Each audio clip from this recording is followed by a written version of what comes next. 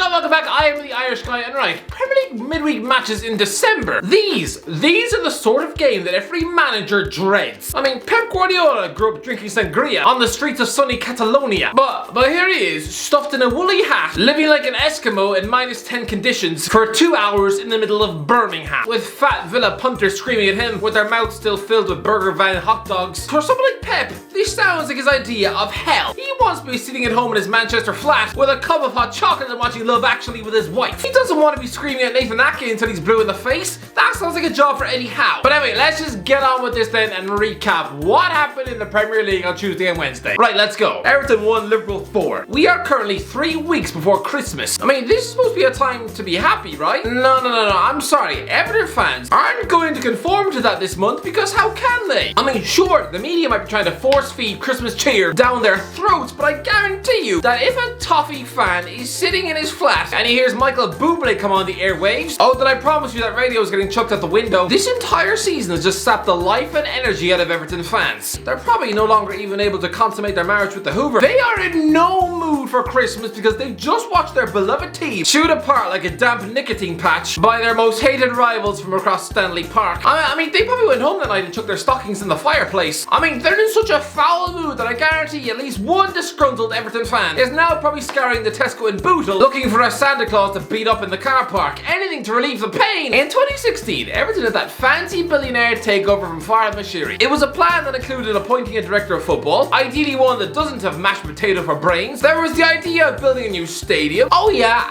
and reaching the Champions League. That was in February when Everton were sitting 10th in the Premier League. Well, that was nearly 6 years ago, and they're currently 14th, stuffed on just 4 wins from 14 games. Oh, and having won just 5 Premier League matches at Goodison Park in the entire calendar year of 2021. In the Moshiri era, over £500 million have been spent on more than 30 players, and most of them just a big bag of utter garbage. Chris with £30 million went on Yannick Bolasie alone, and he had the end product of a bar of soap. Christ them up, he who must not be named. No, not Lord Voldemort. Gylfi Sigurdsson. He was a £50 million buy from Swansea. I'm sorry, but nobody should be ever writing a £50 million paycheck to Swansea City for anything. And Chris, where is Sigurdsson now, right?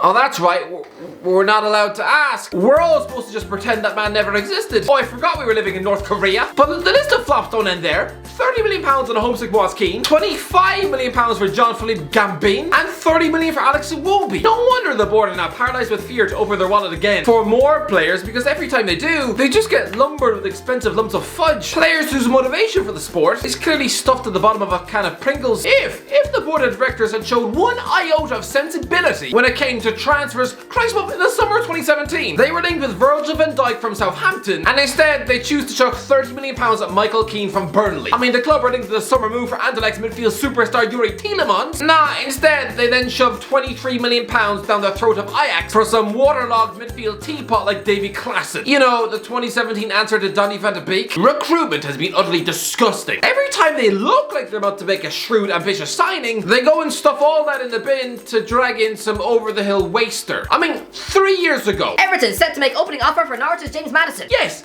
that would have been a brilliant signing. But instead, Everton sealed deal for Brazilian international Bernard. Raul Jimenez at Everton's sights with £39 million bid lodged for Benfica and Mexico hitman. Yeah, that would have been a brilliant signing again. But Everton have never acted like a big club under this new regime. I mean, you can't call yourself ambitious and then hire Sam Allardyce. Even when they cashed in on Romelu Lukaku, instead of targeting a high-profile, expensive summer replacement, they instead made some limp bid for Graziano Pelle, a Southampton centre-forward about as exciting as Susan Boyle-flavoured ice cream. Instead of reaching into the past with a desperate reunion for a washed-up, over-the-hill drunken Wayne Rooney, who now has got the love handles of Fred Flintstone, why not take the Lukaku money and immediately reinvest it in Pierre-Emerick Aubameyang from Borussia Dortmund? I mean, seriously, why not? I mean, don't tell me Everton didn't want to spend all that money on one player, because they were willing to pay £70 million plus 2 players for Wilfred Zaha from Crystal Palace. I mean, the same window Arsenal bought Aubameyang, you bought Cenk Tosun for half the price. That just says it all about their ambition. Everton attempting to hijack Chelsea's £40 million Jamie Vardy bid to replace Romelu Lukaku. But that didn't happen because that would resemble a a morsel of ambition. Zlatan Ibrahimovic in advanced talks with Everton over shock-free transfer as he heads out on Los Angeles. Again, Zlatan would have been a superstar, a move in the right direction, but also Everton set to launch £40 million for Michy Batshuayi. yeah, you see how there's a complete lack of consistency in the quality of their targets? You cannot trust this board to spend money. Do they actually think these would have been good signings? So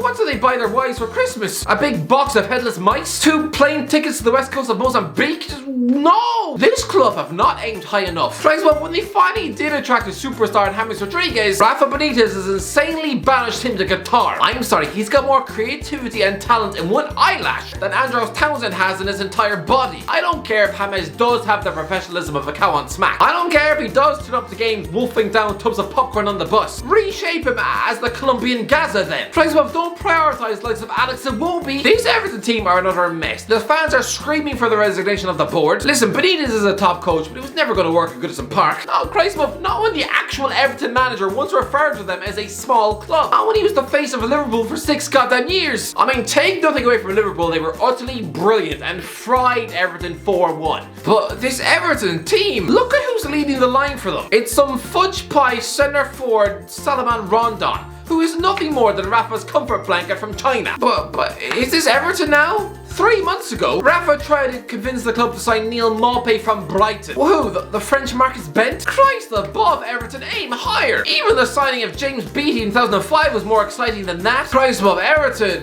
are in a complete and utter mess. Southampton 2, Leicester 2. Leicester City cannot defend. I'm sorry, but Brendan Rodgers, brilliant ball playing coach, but I'm sorry, what is this? Did anyone see their sloppy, butterbread defending for the goals of Jan Bednarek and Che Adams in the first half? If Kasper Schmeichel was born with the temper of his dad, then you're damn right he just spent half time punching his defenders in the face. Listen, James Maddison is back on form now. He utterly ran the show, stealing a point with a brilliant solo goal. But lads, over the last 18 months, it very much looked like Jack Grealish had left Maddison in his dust for the race of that England spot. Right, well, these two have been rivaling each other ever since they were in the championship mid-table with Norwich and Aston Villa. But this is probably the first time since early 2019 when Maddison is finally the better player in form. He's got a smile back on his face running the Leicester midfield. So once again, keep this up until the end of the season and I guarantee you this man will be going to the World Cup in Qatar. Just don't bring any beer cans or your wife, or you'll probably have your fingers chopped off with a steak knife. Aston Villa 1, Man City 2. Bernardo Silva is a freak. I'm sorry, I said it. I said in the summer that I didn't know why Man City were spending £100 million on a lump of hair gel from Villa Park, because honestly, Bernardo Silva is a better player. Stick him in a putting mid-table side like Aston Villa, and guess what? He would also look like a goddamn world beater. I mean, I wrote this tweet over a year ago. Jack Grealish is apparently worth £80 million. He's not even half the player Juan Mata was in 2012.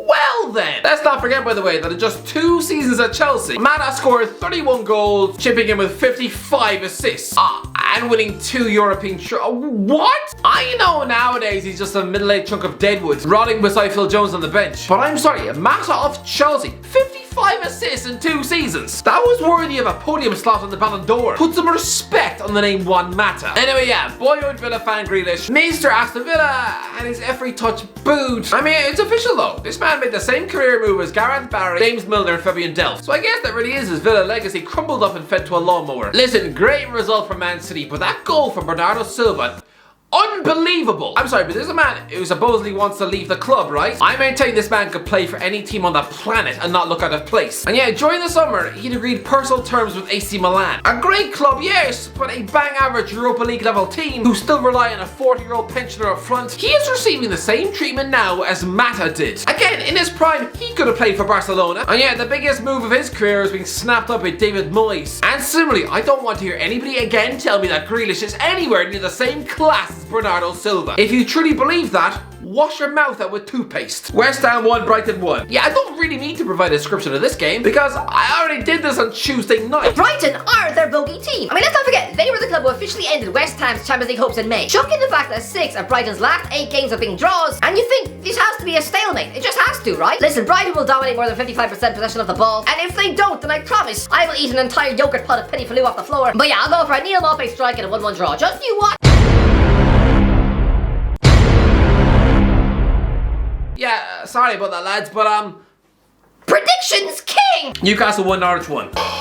Kieran Clark might have just relegated Newcastle. I'm sorry, you were already part of a shambolic relegation with a former European champion like Aston Villa. Do you really want to add the richest club in the world to your hit list? I'm sorry, but Norwich City at home. Newcastle had to win this match. They could not afford to go on a winless run of 14. I'm sorry, that's the sort of one QPR were on in 2012, and they were one of the worst Premier League teams of all time. I'm sorry, but with 11 men on the pitch, Newcastle would have won this game with ease. Instead, Clark gets sent off for brainlessly tugging back Teemu Pukki after 10 minutes. It's proof that you, sir, have a brain made of Christmas figgy pudding. Listen, Newcastle did battle well. Callum Wilson converted a penalty before Teemu Pukki morphed into peak Ronaldo to smash in a volley on his weaker foot. But 1 point at home to Norwich, is that really good enough? Newcastle have been relegated before, but I am sorry. I almost can't believe my eyes. After nearly 1/3 of the season, the team are stuck at the foot of the table on 7 miserable points. Are they really that bad? Watford 1, Chelsea 2. Yes, I know Claudio Ranieri is still in the job after 50 days. Alright, next week I will do the forfeit. Well, won't that be fun? But anyway, brilliant win for Chelsea. Mason Mount popped in the opening goal. Emmanuel Dennis equalised to prove he's one of the most informed strikers in England right now, before Hakim Ziyech smashes in a late winner. It was a pretty lackluster Chelsea performance, but can you blame them? I also played football on Wednesday night in utterly freezing Baltic conditions, and I felt like my knob was going to fall out my shorts, looking like a frostbitten chicken nugget. It's this December period where teams can look sluggish, and all that matters is the win, so well done, Chelsea. Leeds 1, Crystal Palace 0. Crystal Palace just cannot win at Ellen Road. Listen, this is a pretty forgettable game of football. I mean, it's official. Leeds have gone from being the most entertaining team in England to a team about as exciting as watered down buttermilk. And I don't really understand why. You have to feel bad for Leeds fans. All of last season, they were salivating on their couch at the chance to return to Ellen Road for this season, to witness this jaw-dropping, mouth-watering Bielsa ball in person. But now, once the fans are back on the ground, do the Leeds players just have stage fright? Come on, lads, this isn't like pissing out a urinal when you've got a knob like a Jaffa cake. No, this is just scoring goals in front of your own fans. This Rafinha scored the only goal in a scrappy game with a 94th minute penalty. It was an incredibly important result for Leeds at a great moment, but honestly, where is their X Factor gone? Wolves 0, Burnley 0. Adama Traore. Oh, listen, as for Burnley, I know you're about as entertaining to watch as egg soup. But lads, they've still only lost 1 Premier League match since the 18th of September. If they can grind out a result at Newcastle and then avoid defeat to West Ham and Watford at home before maybe sneaking a point at Villa Park, then they will have made it from mid-September to Christmas Day with only losing 1 game of Premier League football. And yet they're still in the relegation, so what? Anyway, that's it. What do you think? Alright, let me know in the comments if you enjoyed the video. Don't forget to like, subscribe, and as always, I'll talk to you in a while.